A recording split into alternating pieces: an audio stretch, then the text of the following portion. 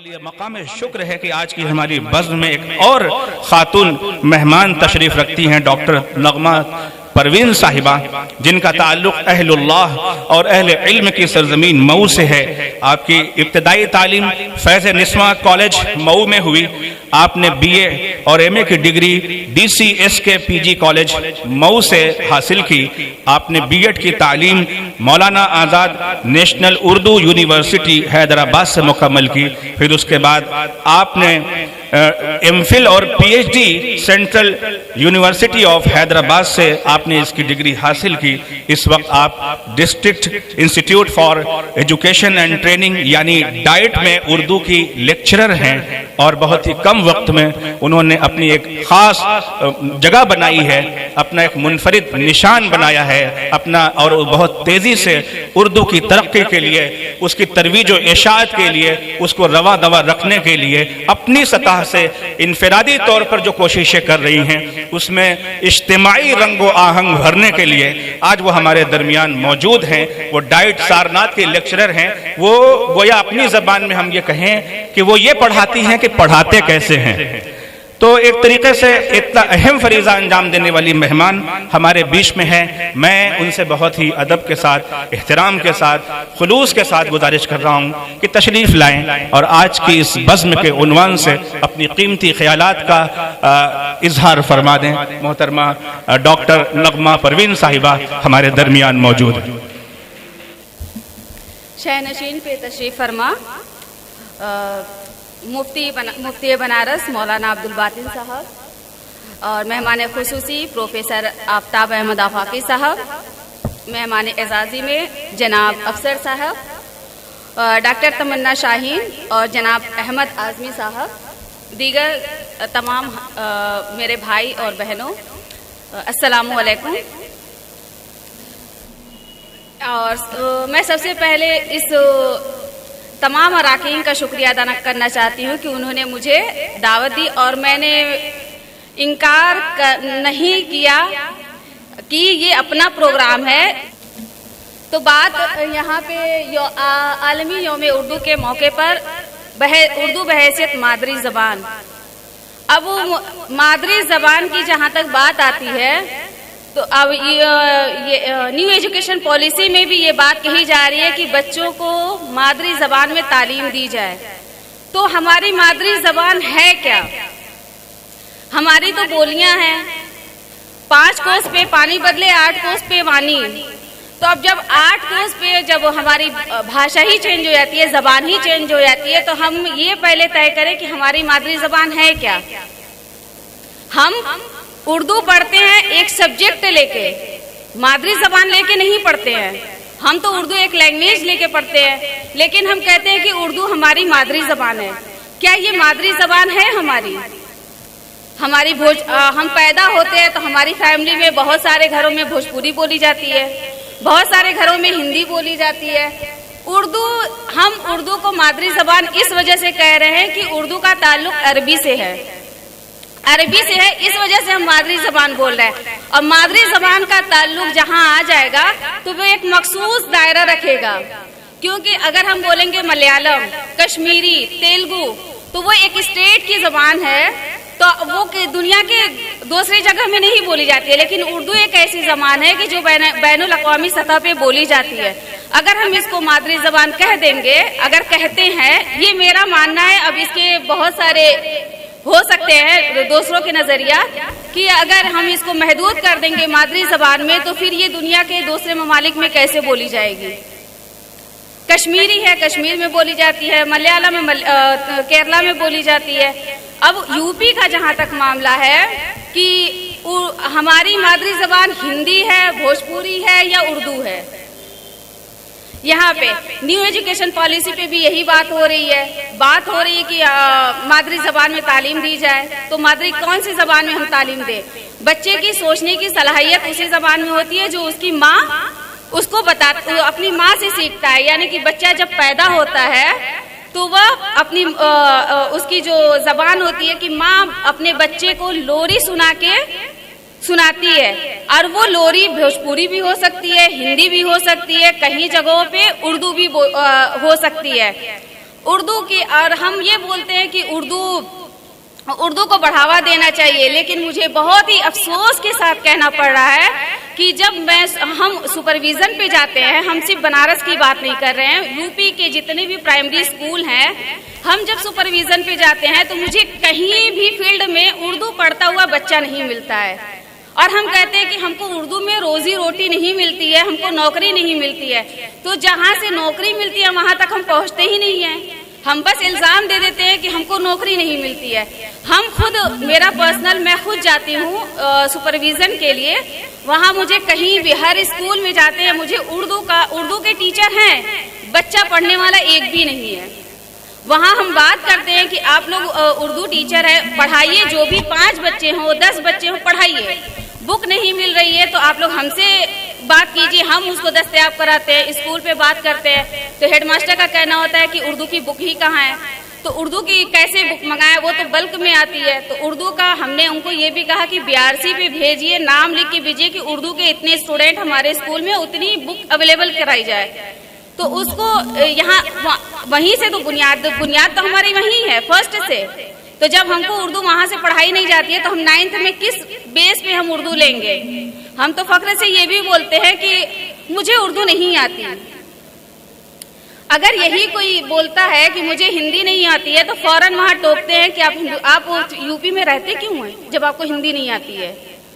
تو یہاں پہلے ہمیں اپنے آپ کو، یہاں پہ سارے اردو BTC بھی ہیں یہاں پہ، تو میری گزارش ان سے یہی ہے، آپ کے اسکول میں اگر ایک بھی بچہ ہو، آپ ڈیمانڈ کیجئے، اگر وہ نہیں اویلیبل کراتی ہیں تو آپ مجھے فون کیجئے، ہم اس کو اویلیبل کرائیں گے۔ ایک بچے کو پڑھانے کی شروعات کیجئے تو بڑھتے جائیں گے بچے۔ ڈائٹ میں بھی ہیں بچے آئے ہیں، تو ان کو بھی اردو نہیں پڑھنا ہے کہ نہیں، 200 اسٹوڈنٹ میں صرف 8 یا 9 بچے جو ہوتے ہیں وہ مسلم آتے ہیں، اور کیا چاہیے؟ نوکری سب کو چاہیے، لیکن پڑھنے کے لیے 200 میں صرف 8 بچے، 8 لوگ ٹریننگ آتے ہیں، تو 8 ہی لوگ کو نوکری ملے گی، 200 باقی تو انہی کو مل رہی ہے نوکری، تو ہم الزام کس لیے دے رہے ہیں؟ تو وہاں پہ بھی ابھی تک ڈائٹ سارناتھ میں ابھی تک کوئی بھی اردو کے اسٹوڈنٹ نہیں تھے، رہتے تھے لیکن پڑھانے والا کوئی نہیں تھا، باقی سبجیکٹ تو کوئی بھی پڑھا سکتا ہے، اردو پڑھانے والا کوئی نہیں تھا۔ اس سال بچے ٹریننگ آئے ہیں تو ہم نے زور دیا کہ نہیں، اردو آپ لوگ کو پڑھنا ہے، تاکہ آپ، اور وہ لوگ بھی سنسکرت پڑھنے پہ زور دے رہے تھے، تو ہم نے کہا، تب ہم نے وہاں پہ وہی جملہ دہرایا کہ آپ کی مدر ٹنگ اردو ہے،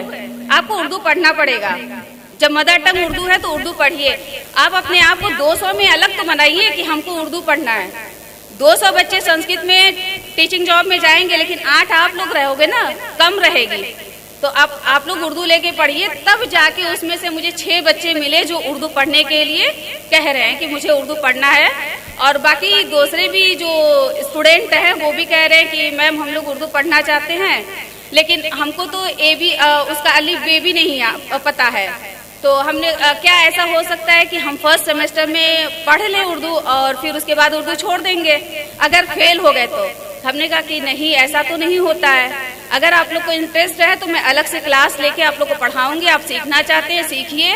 ان کے ہاں یہ کہنا ہے کہ میم ہم لوگ کا اچارن تلفظ صحیح کروائیے، ان کے ہاں تو اچارن تلفظ تو ہے نہیں صحیح، تو وہ ہم لوگ کو صحیح کرائیے۔ اردو ہم لوگ کو بہت اچھی لگ رہی ہے لیکن پڑھانے والا کوئی نہیں ہے، تو ہم نے کہا ہم دیں گے اس کے لیے۔ بین الاقوامی سطح پر مادری زبان کی تہذیبی، تمدنی، ثقافتی اور لسانی اہمیت کو مد نظر رکھتے ہوئے ہر سال 21 فروری کو یوم مادری زبان منایا جاتا ہے۔ ظاہر ہے کہ کسی بھی یوم کو خاص اہمیت دینے کی واحد وجہ یہ ہوتی ہے کہ اس دن جس تعلق سے کوئی یوم منایا جا رہا ہے اس کی تاریخی اہمیت کا اعتراف کیا جائے، بالخصوص جب زبان کے تعلق سے کسی خاص دن کو عالمی سطح پر قبولیت بخشی گئی تو اس کا مقصد صرف اور صرف یہ ہے کہ اس زبان کے سمت و رفتار کا جائزہ لیا جائے اور اس کے فروغ کے لیے کوئی ٹھوس لاحل عمل تیار کیا جائے۔ یونیسکو کی رپورٹ کے مطابق اس وقت دنیا میں 7,000 سے زائد زبانیں ہیں بولی جاتی ہیں، ان میں 2,000 ایسی زبانیں ہیں جن کی بولنے والوں کی تعداد محض اب 1,000-2,000 تک سمٹ گئی ہے۔ ایسی زبانیں ہیں جنہیں مادری زبان کا درجہ حاصل ہے۔ عالمی سطح پر سب سے زیادہ بولی جانے والی زبان چینی ہے، جس کے بولنے والے تقریباً 1.25 ارب افراد ہیں۔ اب چینی زبان نمبر 1 پہ ہے، اس کی وجہ کیا ہے؟ اس کی وجہ یہ ہے کہ جو ثانوی تک تعلیم چینی زبان میں دی جا رہی ہے، ثانوی تک بچہ پڑھتا ہے تو اپنی زبان میں پڑھ رہا ہے، جس کی وجہ سے آج نمبر 1 پہ ہے۔ ہمارے ہاں تو پرائمری یعنی فرسٹ کلاس میں بھی بچہ اردو نہیں پڑھ رہا ہے، وہاں پہ چاہے چین ہو یا روس ہو ان سب ثانوی زبان میں ہی وہاں تعلیم دی جا رہی ہے۔ برے صغیر میں ایک بڑی زبان کی حیثیت، البتہ اس زبان کی پیدائش اردو زبان جو ہے برے صغیر میں، اس کی پیدائش جو ہے برے صغیر میں ہوئی، ایک بڑی زبان کی حیثیت اختیار بھی کی ہے۔ اس حیثیت سے بھی انکار نہیں کیا جا سکتا کہ برے صغیر میں سیاسی نشیب و فراز کے نتائج قدر المناک ہیں، اور اس کی وجہ سے ہجرت در ہجرت کا سلسلہ بھی چلتا رہا ہے۔ نتیجہ ہے کہ دنیا کا کوئی ایسا ممالک نہیں جہاں برے صغیر کی اصل باشندہ نہ ہو، اور ان کی وجہ سے ہی اردو کو دنیا میں پھلنے پھولنے کا بھی موقع ملا ہے۔ لیکن سچائی یہ ہے کہ اب بھی جغرافیائی اعتبار سے لسانی اجارہ داری بڑھتی جا رہی ہے، اور عالمیت نے انگریزی کا دبدبہ بڑھا دیا ہے، جس کی وجہ سے کئی زبانوں کو نقصان بھی پہنچا ہے۔ جہاں تک ہندوستان کا سوال ہے تو یہاں 19,500 زبانیں بولی جاتی ہیں، اور ان میں بھی تقریباً 2,000 ایسی زبانیں ہیں جو اپنا وجود کھونے کو ہیں۔ کئی زبانیں تو ایسی ہیں جن کے بولنے والے ہزاروں میں محدود ہو گئے ہیں۔ یونیسکو ہر سال لسانی نقشہ جاری کرتا ہے، اور اس میں یہ اعداد و شمار پیش کرتا ہے کہ کون سی زبان اپنا وجود کھو رہی ہے۔ برے صغیر میں اب بھی انگریزی کی اجارہ داری قائم ہے، اور ہمارا غلام ذہن انگریزی کو ہی ترقی کا سوراخ سمجھتا ہے، جبکہ دنیا کے تمام ماہرین کا متفقہ خیال ہے کہ معصوم ذہن مشکل سے مشکل سوال کو اپنی مادری زبان میں سمجھنے کی قوت زیادہ رکھتا ہے۔ اس لیے سر سید احمد خان، علامہ اقبال، سید سلمان ندوی، مولانا منت اللہ رحمانی وغیرہ کے خطبے موجود ہیں کہ انہوں نے مادری زبان میں تعلیم حاصل کرنے کے فوائد بتائے۔ اس سے پہلے راجا رام موہن رائے، بھارتیندو ہریش چندر اور مہاتما گاندھی نے بھی مادری زبان میں بنیادی تعلیم دینے کی وکالت کی۔ یہاں اس حقیقت کا انکشاف بھی ضروری ہے کہ مہاتما گاندھی تمام عمر صرف اور صرف گجراتی میں ہی لکھتے تھے، اور اس کے بعد دیگر زبان میں اس کا ترجمہ ہوتا تھا۔ مولانا ابوالکلام آزاد نے تو مادری زبان کو ماں کے دودھ کے مترادف قرار دیا ہے، اور ماہر تعلیم ڈاکٹر ذاکر حسین نے بھی مادری زبان میں تعلیم دینے کی وکالت کی ہے۔ لیکن سچائی یہ ہے کہ ہمارا اردو معاشرہ ان دنوں ظاہری فیشن کا شکار ہو گیا ہے۔ وہ مشاعرے، سیمینار، مذاکرہ اور سرکاری اخراجات پر مبنی لسانی پروگرام کو ہی زبان کی ترقی سمجھتا ہے، جبکہ کسی بھی زبان کی ترقی اس وقت تک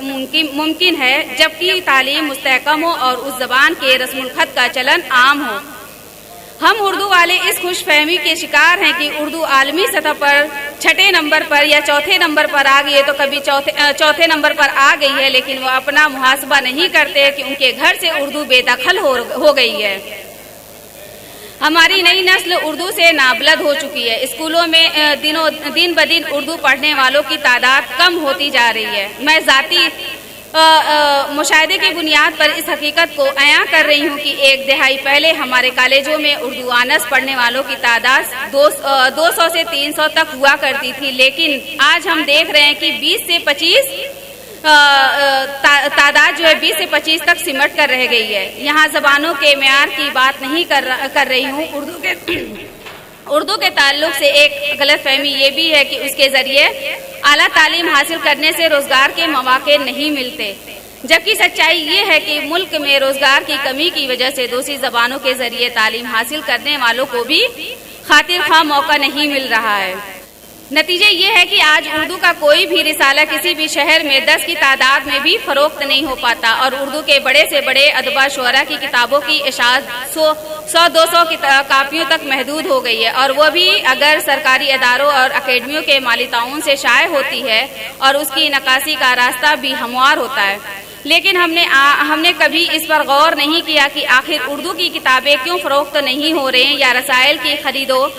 खरीदारी क्यों कर कम हो गई है। यह फितरी अमल है कि जब उसके पढ़ने वाले नहीं रहेंगे तो फिर इस जबान की किताबें या रसायल क्यों कर खरीदे जाएंगे। इसलिए ज़रूरत इस बात की है कि उर्दू को अपनी मादरी ज़बान कहने वाले ज़बानी जमा खर्च से परहेज़ करते हुए अमली तौर पर अपने फ़राइज़ को अंजाम दें और सरकारी मिराआत का रोना छोड़कर दुनिया की उन ज़बानों के बोलने वालों के जद्दोअमल पर अमल करें जो अपने बलबूते पर अपनी मादरी ज़बान को दुनिया की सहर फहरिस्त ज़बानों में शामिल रखा है। इस बैनुल अक़वामी यौम मादरी ज़बान का मकसद भी यह है कि दुनिया में ज़बानों के वजूद को बचाए रखा जाए और ज़बान के बोलने वालों को यह एहसास कराया जाए कि ज़बान की ज़िंदगी और उसके फ़रोग़ का इन्हिसार सिर्फ़ और सिर्फ़ ज़बान के बोलने वालों पर है। शुक्रिया।